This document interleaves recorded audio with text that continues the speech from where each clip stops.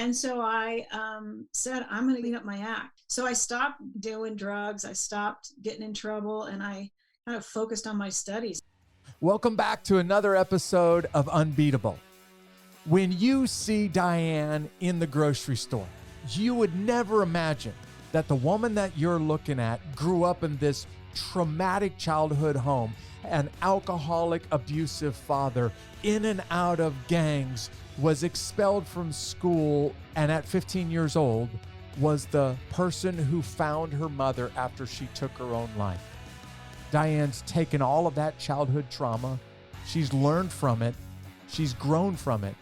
And she's now helping hundreds of thousands of children and adults learn how to deal with their trauma also. I can't wait to introduce you to my guest in this episode, Dianne Maroney. These stories of triumph over adversity will help you handle your toughest days in life. You're listening to Unbeatable with Jeff Struker. Thanks for tuning in all the way from Denver, Colorado. Been looking forward to this episode with you. Thank you. I'm excited to be here. Yeah, so I have been doing a little bit of research about you. I am so impressed by all that you've been doing with the Imagine Project, and I can't wait to get to that part of your story. But we wouldn't be doing the Imagine Project justice if we didn't talk a little bit about your upbringing. Because as I did a little bit of research, it sounds like you've gone through some pretty tough. I just said stuff tough. You've gone through some pretty tough stuff along the way. So can you tell folks, just to get a chance to get to know you a little bit, tell everybody a little bit about your upbringing. You grew up in Denver, but tell them what life was like for you when you were a teenager, a child and a teenager. Well, yeah, I grew up in Denver outside. It was actually in Denver proper at the time. But I had a family with two older sisters, and we grew up in a pretty rough scenario. Not a lot of money. I wouldn't say that we were poor, but we never had any extra money. But the hardest part was that my parents never really should have gotten married, and they fought like crazy. My dad was a raging alcoholic and was abusive to my mom. Wow. And there was many times that I was hiding, from him and from the police, and just some really scary times for a little 5, 7, 10, 15-year-old sort of thing. And when my mom was pretty severely depressed, having no way out, understanding, Oh yeah, trapped in that kind of marriage. She was really trapped. And my dad was a good man, but he was uneducated. He was he was overtaken by his addiction to alcohol and didn't really have a good job. So it was pretty rough. I had some pretty abusive boyfriends as well. And, just the scenario of who are you in a world where you don't understand the world, Yeah. when nobody's guiding you to hold your hand and say, this is right, this is wrong. And so I was in trouble in school a lot. I was suspended from school 5 times. Oh my goodness. Yeah. I was in a gang. This always surprises everybody because I don't look like I was in a gang, but it was, wasn't the gangs of today. We didn't use guns or knives or anything. We fought with our fists, pulled a lot of hair. Those were some of the suspensions from school. I'm sorry to laugh at this, but for those of you who are driving in your car and listening to this podcast right now, you don't get a chance to see this video of her. And if you see Dianne in the grocery store, this is the furthest thing from a woman that's a gang member that you can imagine. But it sounded like you had a really tough childhood. You just said your parents started fighting with each other all the way back to 5 years old. Is that right? Oh, it's probably when I was first born. Huh. I'm sure it was. I mean, I don't have a memory of that, but they were never to be married. They had to get married. My mom was pregnant with my oldest sister. One of those shotgun weddings. Yeah, so it was rough. And then when I was one of the hardest parts of my childhood was when I was 15. I came home and found my mom after she committed suicide, which was, a traumatic event that impacts anyone.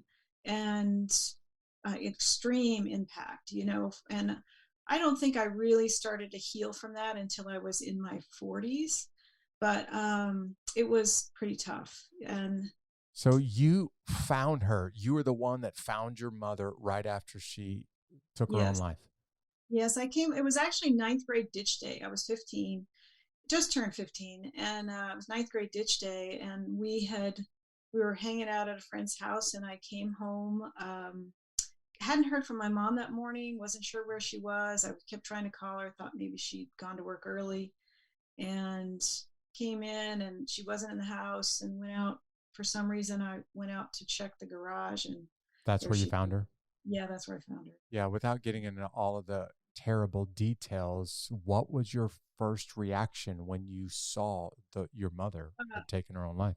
Intense fear and confusion, and running from house to house trying to find help. Come help me, and somebody did call 911, and they came, and then it was just awful. So And then, your father would have been at work and your sisters would have been at school when you found her, right? So you're basically completely by yourself?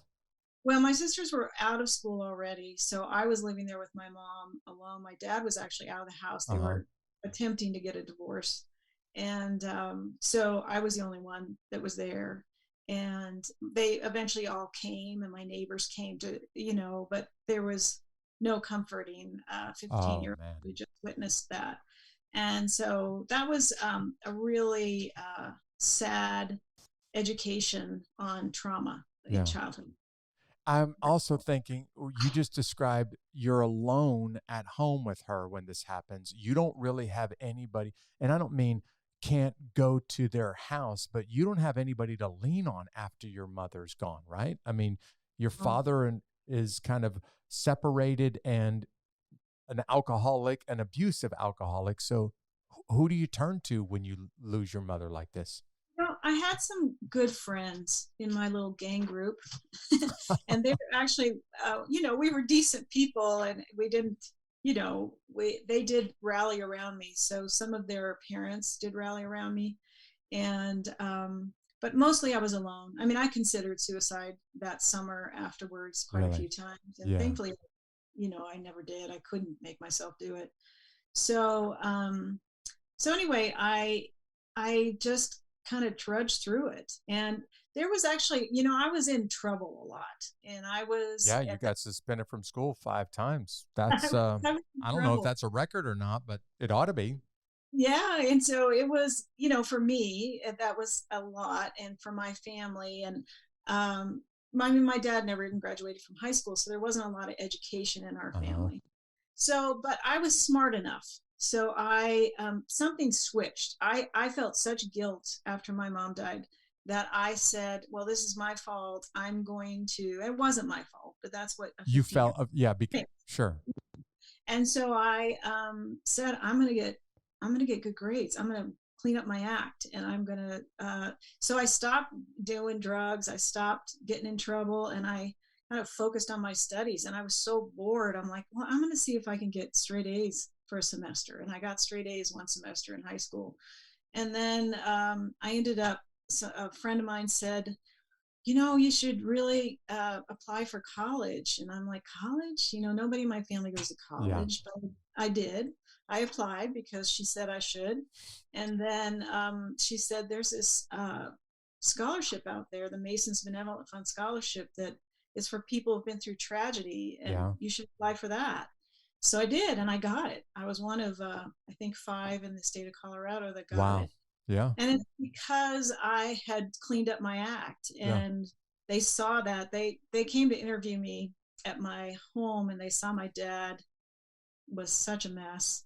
And so I think that at first I thought, oh, well, it's over. He was such a mess. They're not going to give it to me. Well, I think they gave it to me because of that, Yeah. honestly. Yeah. And so anyway, I got a full ride scholarship, and I ended up graduating from college, and eventually got my master's. Wow. So Look at you. uh, Uh, yes, I you want to know, make sure people didn't just hear you say that this wasn't a pity-based scholarship. You got that scholarship based on merit because you really did turn things around in your life, not just academically, but in a really difficult childhood and a really difficult home, you turn things around. That's kind of what made you one of the 5 people to receive this scholarship, right? Well, I would say that's true. I mean, it really looked like that on the outside anyway. In my heart, I was still in turmoil, but I was plugging all my energy Yeah. into success, and achieving because that's what I could do. Thankfully, I was smart enough to do that. And so it happened for me. And so I went to school, nursing school, and that was completely paid for, which was Wow. fantastic. Yeah. Yeah. I didn't miss the fact that you found your mother in the garage at 15, but you said this has stuck with you into your 40s. Um, as much as you're able to, can you describe kind of how that impacted you personally and your view of the world? The trauma that you experienced, it stayed with you for decades. So describe that a little bit.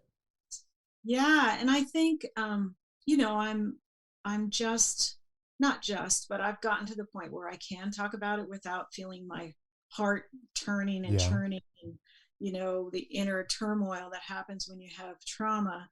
But I would say it made me feel like I wasn't worthy of being on this earth because my mom didn't think so, because she didn't stay for me. So then why would I be worth anything?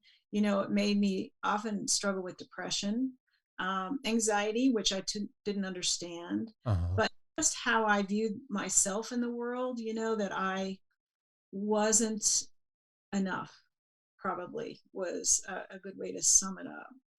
Yeah, I never really thought about that.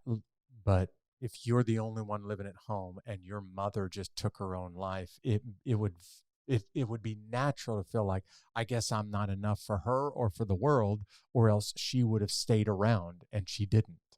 Right. And I can't imagine how much that impacted your self-worth. It Um, really did, and it showed up in boyfriends, it showed up in friends, and how I didn't always collect the best people in my life. Um, yes, sounds but like it. fortunately, I married a really good man, and I've been married for a long time. But that's also had its struggles Oh from yeah. knowing each other in every marriage. But anyway, I think, but it also pushed this side of me to say, I don't want to be that, and how can I not be that?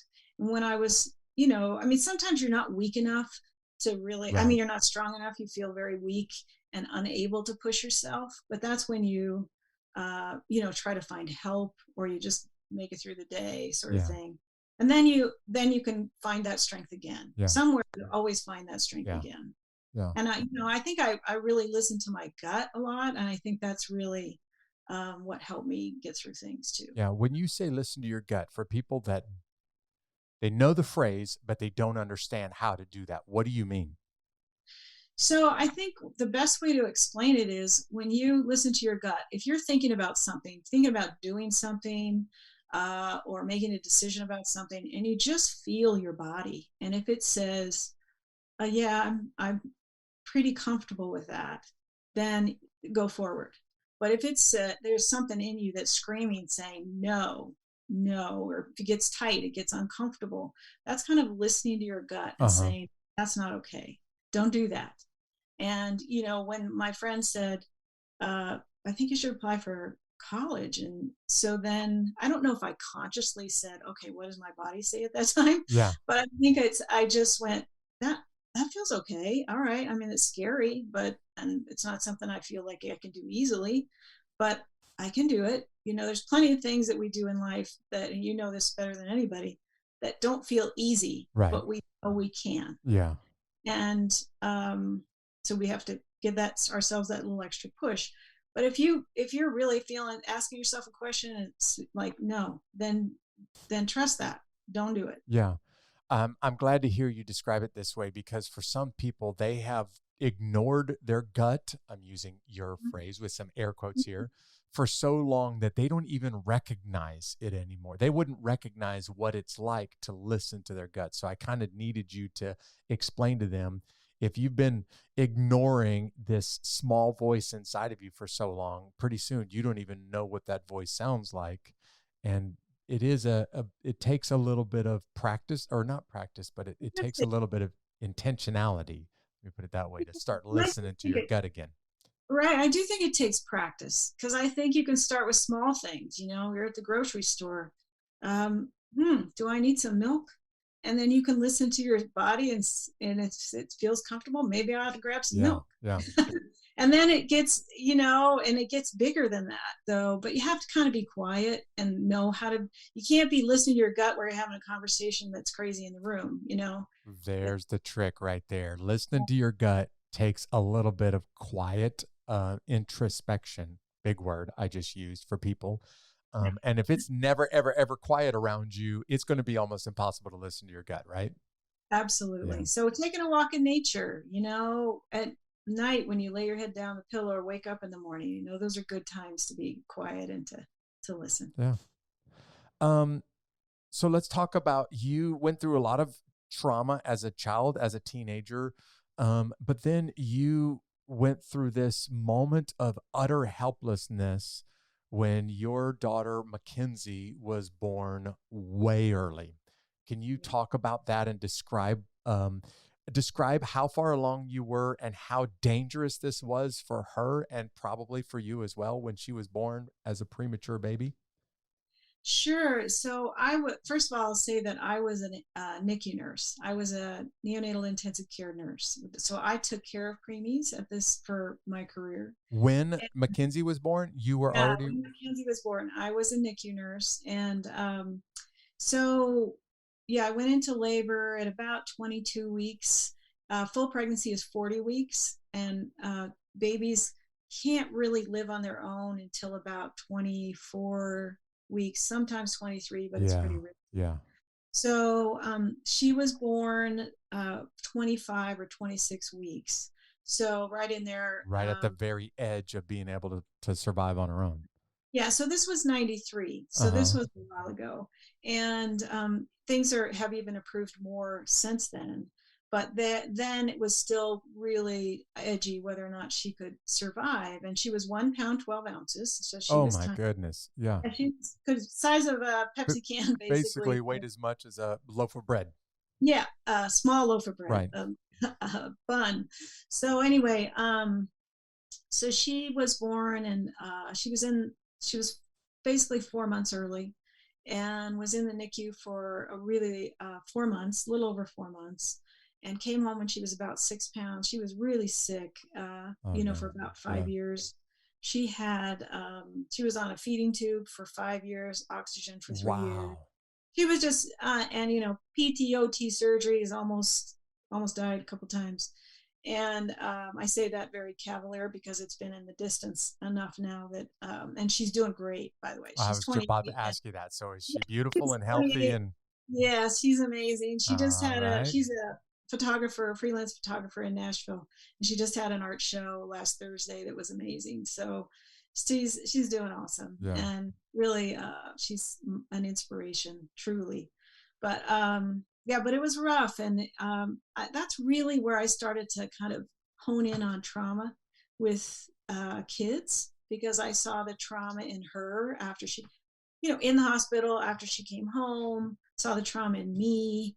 So I decided to go back to school and study trauma. So I got my master's in psychiatric mental health nursing. Yeah, I And just wanted to talk about that for a moment because you described a lot about what this was like physically for Mackenzie, but I wanted our listeners to hear what this emotionally and mentally was like for you, having a baby that you can do absolutely nothing to preserve her life. It's totally out of your hands, and the trauma and the helplessness that goes along with that. it was I mean, helplessness is the perfect word, and it was terrifying. I mean, really terrifying.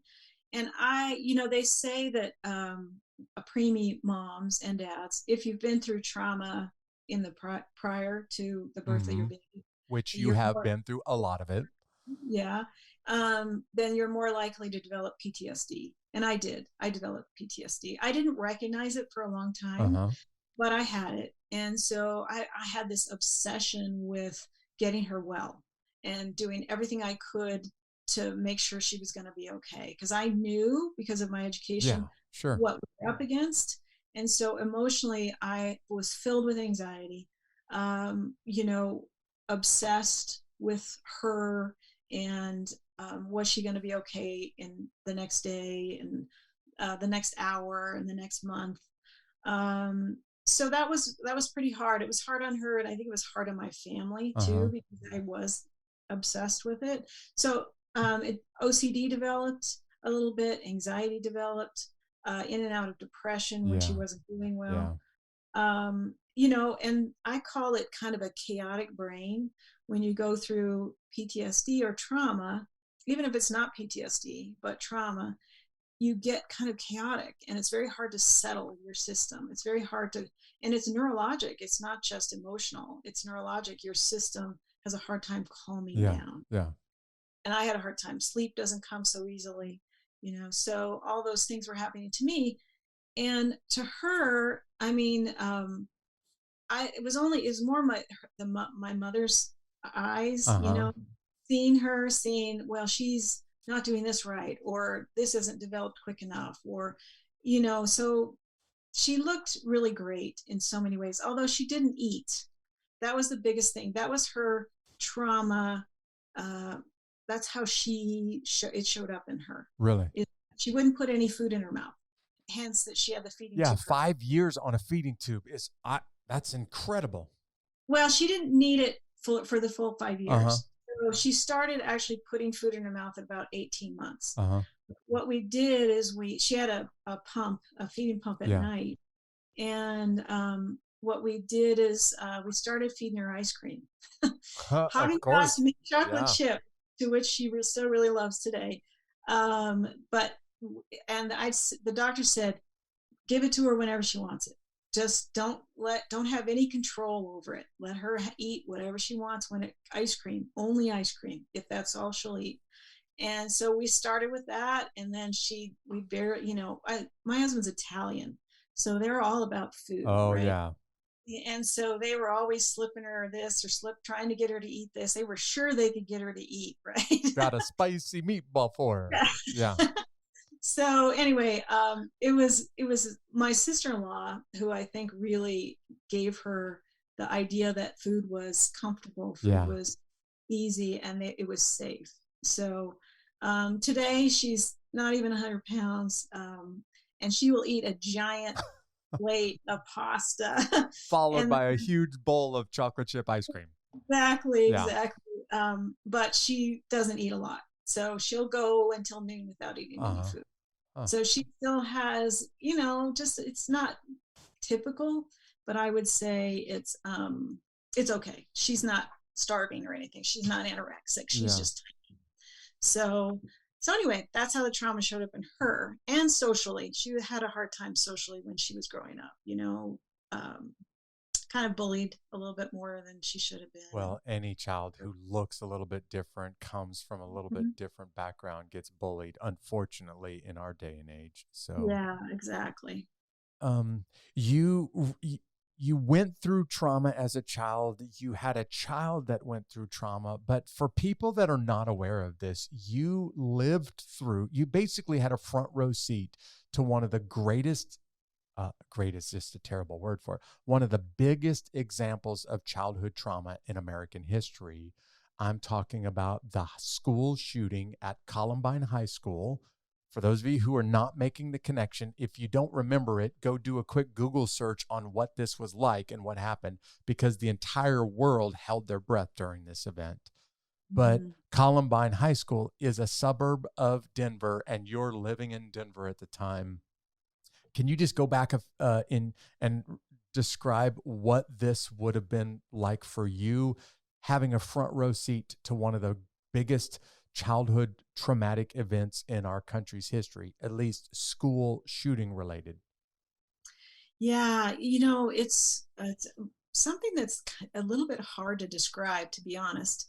I think that I still remember the day. I remember, you know, being outside and working in my garden and hearing the event that had happened, and my kids, you know, were in school at the time, and my husband one of the women that worked with him, her son was stuck in the school. The daughter had gotten out, but he was stuck in the Oh, school. yeah. He was alive or not for a while, for a few hours. Um, and we actually lived right down the street from Columbine for a little while, not when the event happened, but we were really close to there. The experience in the city was just devastation. It was shock. It was, how could this happen? And what's sad is that it's been repeated in history so Yeah. many times Yeah. now. And even in Colorado, it's happened not far from Columbine, actually, about 5 or 6 years ago at Arapahoe High School. Yeah. And it was, I mean, we just kind of, when that happens, we're all shaking, in our bodies. You shake. That's what trauma does. It's a natural physical response. Your whole body just kind of quivers in the fear of it and the concern for the kids, and watching over and over. I had an old friend who was on the squat team that day. So when you're that close, and then we eventually had the Aurora shooting that's really close to where I live too. And that was terrifying. But to have it happen to kids was just incomprehensible. Yeah. Incomprehensible. Well, the reason I ask, Dianne, is because if there is such a thing as a world expert on childhood trauma, there may be others that have a little bit more education, but you've lived it. And I mean, you lived it as a child. You had a child that lived it. You had a front row seat to it. And you've taken your experiences, as terrible as they are, and you've started to do good with them. So I want you to tell people about the Imagine Project, how it started, what got this, what gave you the desire to even begin to move towards the Imagine Project? Well, just before I do that, let me just explain. I love to define trauma, because sure, please do. How I define trauma is anything that overwhelms your coping mechanism. So if I face something that I've never faced, that I don't know, nobody's ever mentioned it to me, I've never seen anybody face it, and my system does not know how to deal with it, that's going to get stuck. It's going to get stuck in my body. It's going to get stuck in my mind and my heart, and that's traumatic. You may, be able to handle something very differently than I can handle it, because of your experience, and vice versa. So children are more susceptible to trauma because they have less coping mechanisms. Yeah, less coping mechanisms. Their frontal lobe isn't as developed, so they can't process it as easily. So trauma is much more prevalent in our society with kids than we realize. There's actually research that shows that that 50% of all kids have a traumatic experience before the age of 17. It was a huge study. Really? 50%? 50% have at least one traumatic experience. Wow. And then it gets even higher if you get into rural school, or urban and rural. Actually, they have a lot of trauma in rural school districts as well. And so it's really an important issue to understand and address, which I didn't understand the statistics or anything until I went back to school and started. But I did know that. So the Imagine Project actually started because when I was dealing with Mackenzie, I was speaking to nurses and doctors and other parents about the trauma of prematurity. Nobody talked about trauma in babies at that time. Everybody thought that babies didn't remember, they don't remember anything until they're 3, when they can verbally, talk about it. And that's not true. Like they even didn't give pain medication for a while to babies because they didn't think babies would remember it. I know that was even happening in the 90s. Crazy. They can't ask for help, so let's just don't give them any. That's crazy. Yeah, remember it anyway. So, I mean, you're like, whoa, I witnessed that. So as a NICU nurse, but anyway, so when I would speak, I would talk all these statistics, and then I knew if I just told them my story, they would think it was just because I was a preemie, a NICU nurse and had a preemie.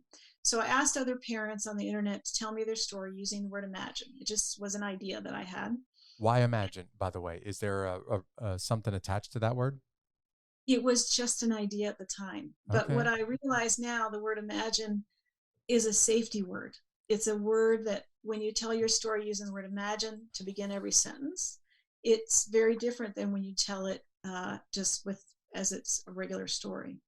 Okay. So, I thought for sure you were going to say because of John Lennon's song. So that's, well, I wish that was true, and it could be, I mean, everybody relates to that yeah, song, yeah, but, so anyway, the word imagine is really a powerful word. It also brings in the right side of your brain, which yeah. is the healing side of your brain. So, so anyway, I would speak and I would tell my own story and imagine, and then I would tell all these other stories, and nobody remembered the statistics, but they remembered the stories.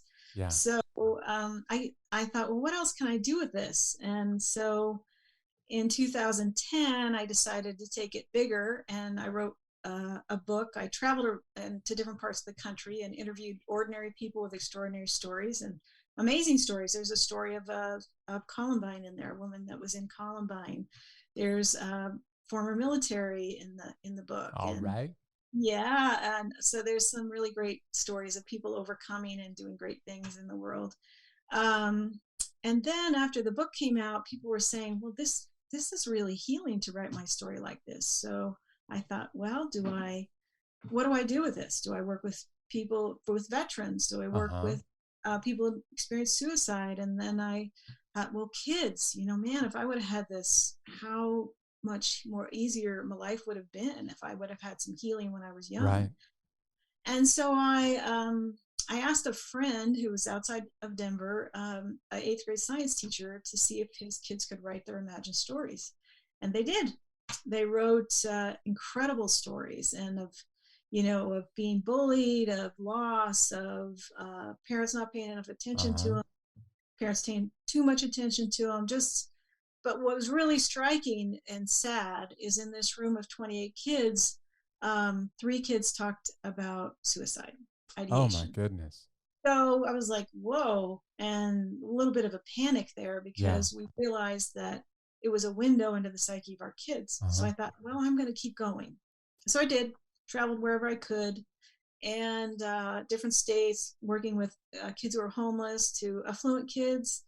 And I saw that, it's not just the at-risk kids, it's every child has a story. Yeah. And every child has a story to tell. And it could be a story of they lost their puppy dog, or it could be the story of their grandmother or grandfather passing, or something somebody said to them, but it's an important story for them. Yeah.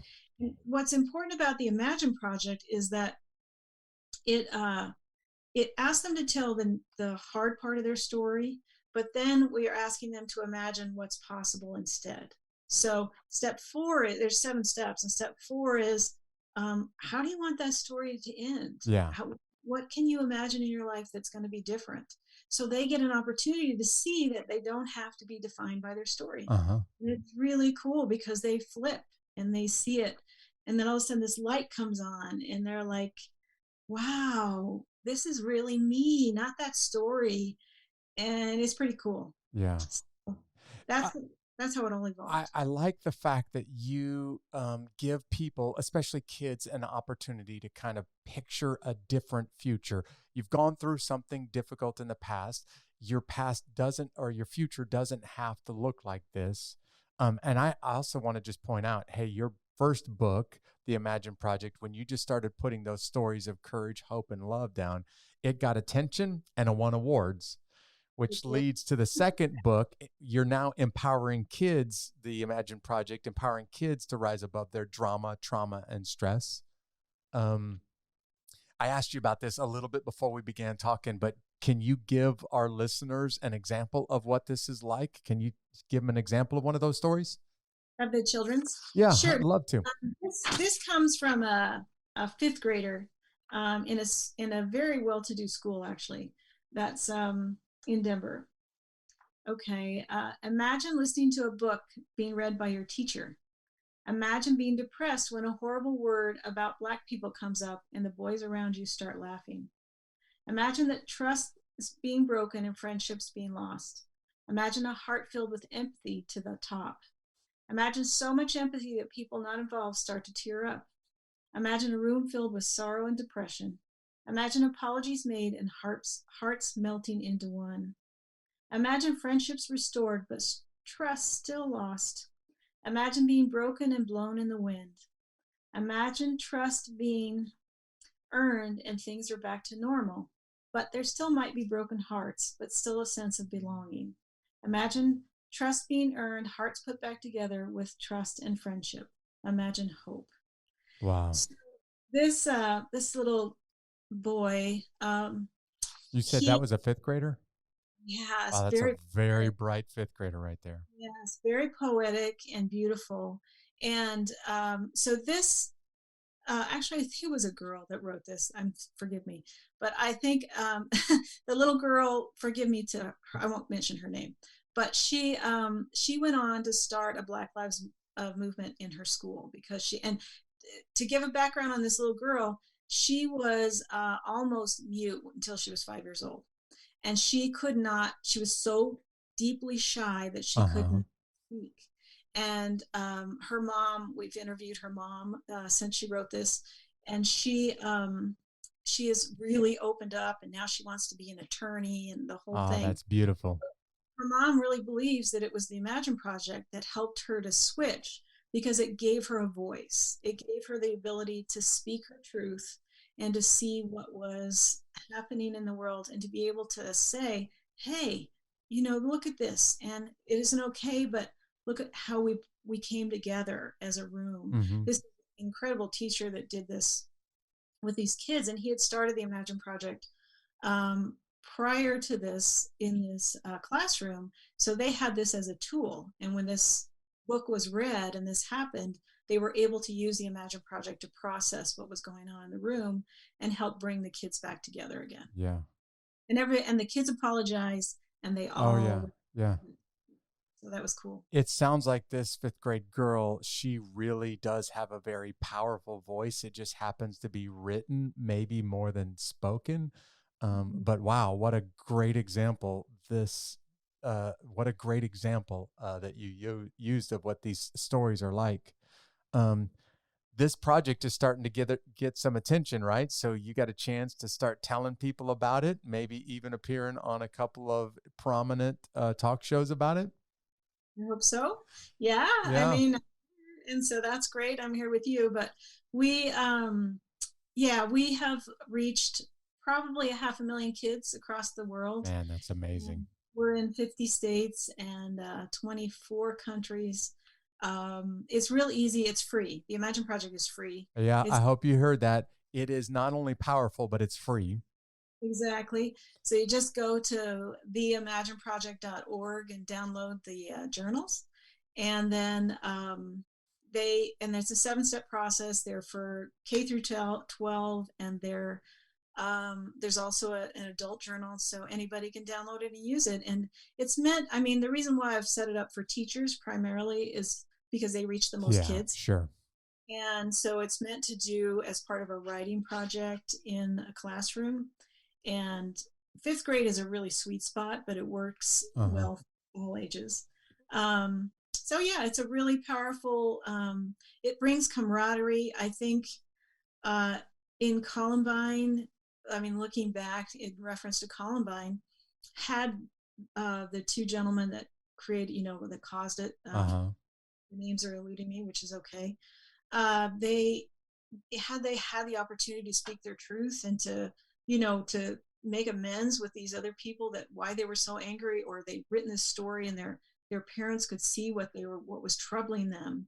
It may have been a whole different experience, and that's what I believe happens with the Imagine Project. It creates camaraderie, it creates love, and within a classroom, within a group of kids, I do believe it saved lives. And I've been told by um, principals that they believe that it could, prevent suicide. Yeah. It's bullying.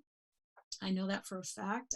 We don't have statistics. Unfortunately, it's pretty hard to do all that, but it's a really powerful process to tell a child that they're okay, and they hear somebody else, they get to tell somebody else this painful part of their heart, and then somebody listens to it and it creates a connection that says, I'm okay, I'm going to be all right. I mean, had I had somebody tell me I was going to be okay, even though I'd just lost my mom, man, that would have been a huge relief for Oh me. yeah. It would have been Yeah. some peace for me, Yeah. that could have helped me to feel better about myself Yeah.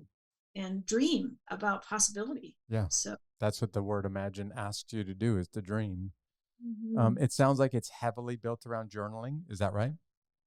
It is, well, it is a writing process, yes, but all around the word imagine. Okay. Well, I have this little, I talked about this just briefly, but I have this little part of the show. I try to do it each week or each episode, and I call it my high five segment.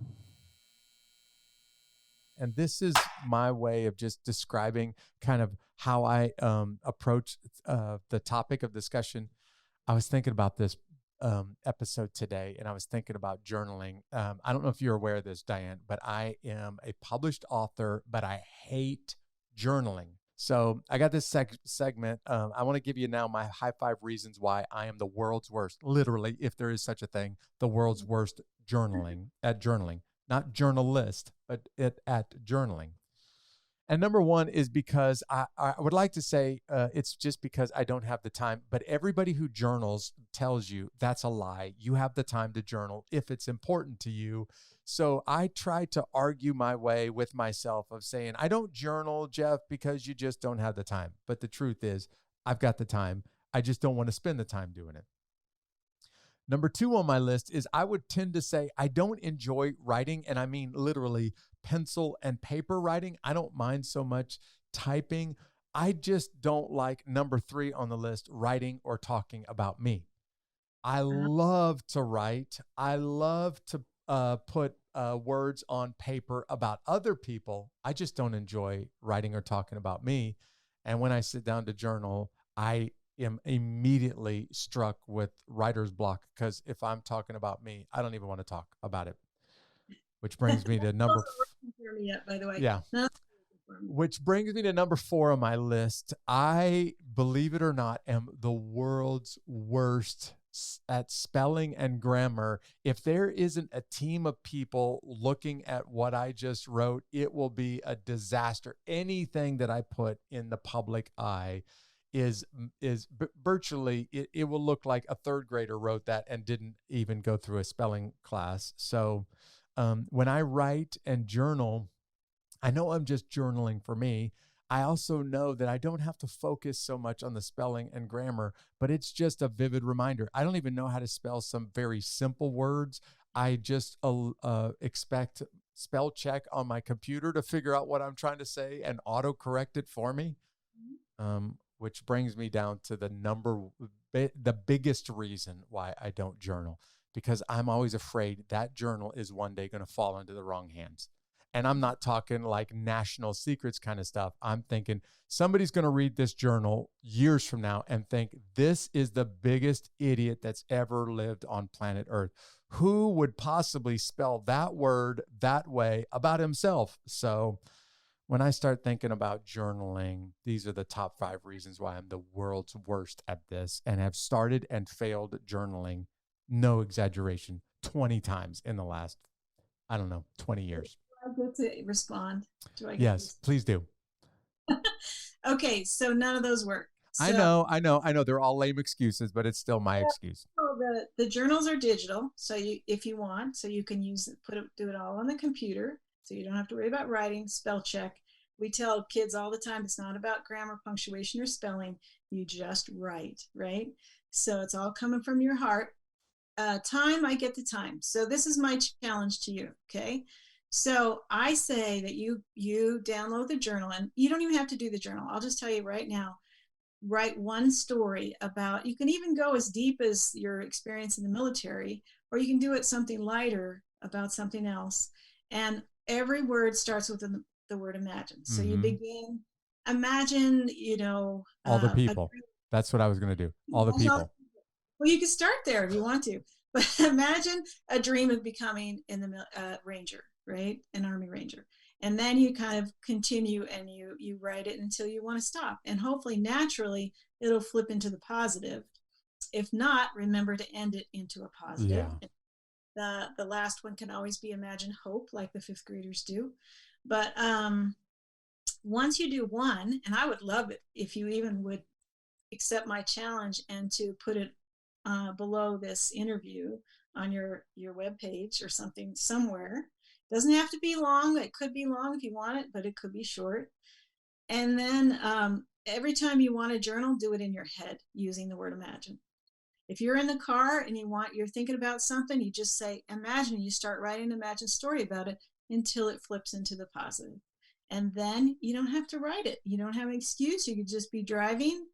There you go. You can't do that with regular journaling, but you can do it with imagine. You're brilliant, Dianne. You just made this sound so simple. Would you totally do this for me? Because the way that you just described it sounded so easy and so simple. If I read your book, I could. Well, listen, I want people to know about the power of journaling. And that's one of the reasons why I was excited about this episode, because you're helping a lot of people. The Imagine Project, as you just described, has been spread all over the country and around the world, helping hundreds of thousands of kids right now. And I really want people to learn from you how journaling, not just the Imagine Project, but how journaling can help them deal with some of their own traumas. So can you just describe a little bit about the power of journaling to get through some of the traumas that they've experienced in the past? Right. So there's a lot of research on expressive writing, which is journaling. And it shows that for kids, it can increase their GPA, it can decrease dropout rates, it can lessen anxiety, it can help with, and this for all ages, it can help with anxiety and depression, lessen anxiety and depression. It can help with PTSD symptoms. It helps minimize PTSD symptoms. It helps improve immune function. So we know from research that it's really great.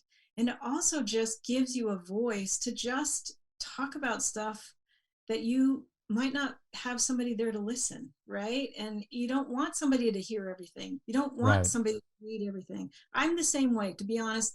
I'm the same way about writing. I haven't written in a journal because I don't want everybody to read it. I do have imagined stories on my computer that maybe somebody will read, maybe they won't. I don't know.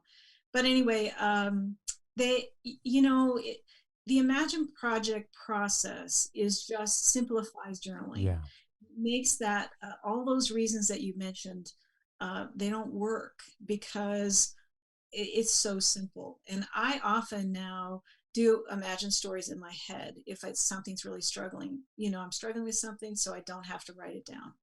But I would say there's many, many benefits for all Yeah. levels. And it's used in prisons. It's used in, I had it during COVID, a hospital cleaning staff used it because it was so hard All during right. COVID. I've used lots of counselors use it. So you can use it in any format. It doesn't have to be schools. But yeah, I would encourage everybody to give it a try. Just think about the word imagine. Well, thank you, by the way, for being honest with me. And I just want to point out to people, you're an award-winning author. You now have two award-winning authors that tell you we're both terrible at journaling, don't enjoy journaling, but there is some power. I would be the first guy to admit I wouldn't have tried it 20 times if I didn't recognize there's a lot of power in journaling.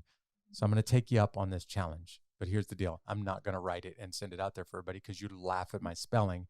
On the way home today in my car, I'm going to pull out the voice recorder on my phone and I'm going to record an Imagine story.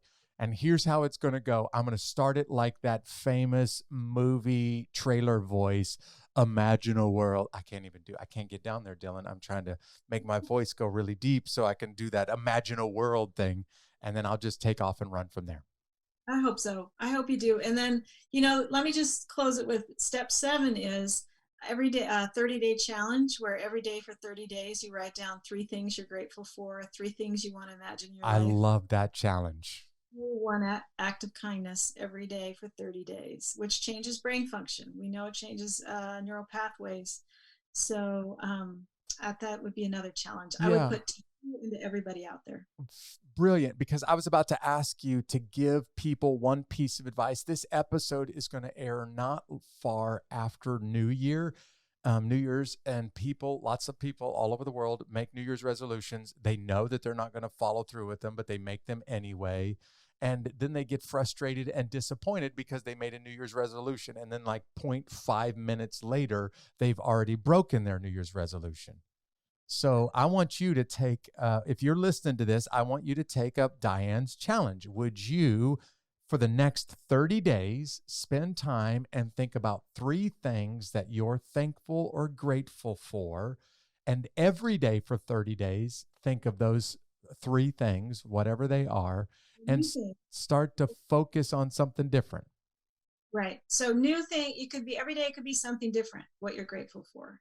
And then every day, what you want to imagine in your life, 3 things. And then do 1 act of kindness, which could just be smiling at somebody, smiling at a stranger, just, or opening the door or saying hello. So all of us can afford to do 1 act of kindness that doesn't necessarily cost any money, that will make the world a little bit brighter place. But this episode has been so helpful and so practical because all of us can spend the next 30 days just thinking about 3 things that you're grateful for, you're happy about, you're excited for, and maybe that will focus your attention on the good instead of spending the next 30 days focused on what's difficult or depressing in your life. Because certainly you've got those difficult, depressing things too, but don't focus on those. Focus on the good. Yes. Thank you so much. Great advice. It has been so good to be with you today, Dianne. I'm seriously going to do it. I'm going to pull out the voice recorder. I'm going to start my Imagine story with that deep voice that I'm not even going to try right now from the movie theaters. And I'm just going to run with it from there. Yay. I hope if you feel so inclined to share it, I would love to see it. But if you don't, that's okay too. Hey, so people that want to know more about you personally or the Imagine Project, we're going to put a link to the website in the post notes to this. But if they want to know more about the Imagine Project or they want to know more about you, how do they get connected? Yes, go to the website. The best way to get to me, you can email me. Imagine Project is a nonprofit, so it's available for anybody and everybody. And just go to don't forget to put the in front of Imagine Project. So theimagineproject.org. Yeah, for those of you who are driving, theimagineproject.org.